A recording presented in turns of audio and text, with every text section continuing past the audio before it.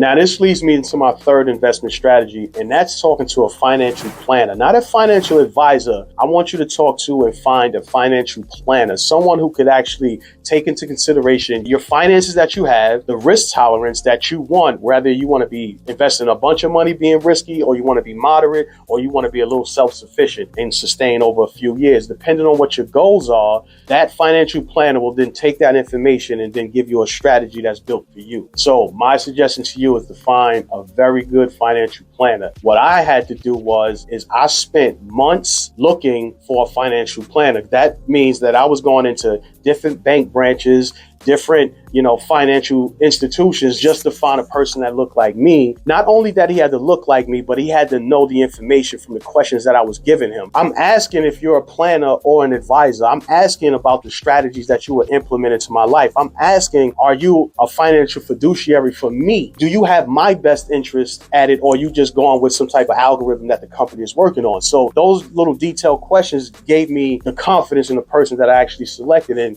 I don't think I made a bad selection. You have to find a financial planner. You have to understand the questions you need to ask in order for you, that's best for you, so that way they can tailor a program that's right for you. My fourth investment strategy would be to consider thinking about life insurance. Life insurance is about protecting your family's future in case you become unalive. You don't want them the burden of having debt, bills, credit cards, rent, anything like that on top of the stress of losing a life. So life insurance is a guarantee that at least when you're not here, the support is actually gone. The support is still there. So life insurance is something that you should consider. There's different types of life insurance, term, whole life. Think about considering getting life insurance, getting a policy out for you. It's never too late to start building on a policy to protect your family and your future. Then there's whole life, a special type of coverage that offers even more benefits. With whole life insurance, your policy builds cash value over time. So while you're in your 40s, imagine 40 more years of putting money into a whole life insurance account. Think about it. Do the math. But in the end, whether you choose term life or whole life insurance, you're still making a statement. You're telling your family that if something happens to me, the provider, that you don't have anything to worry about. The bills will be taken care of, the credit cards will be taken care of, the debt will be taken care of. We just have to deal solely with a loss of life and not the extra burden of all the bills that come around with it. At least we're alleviating some of the stress,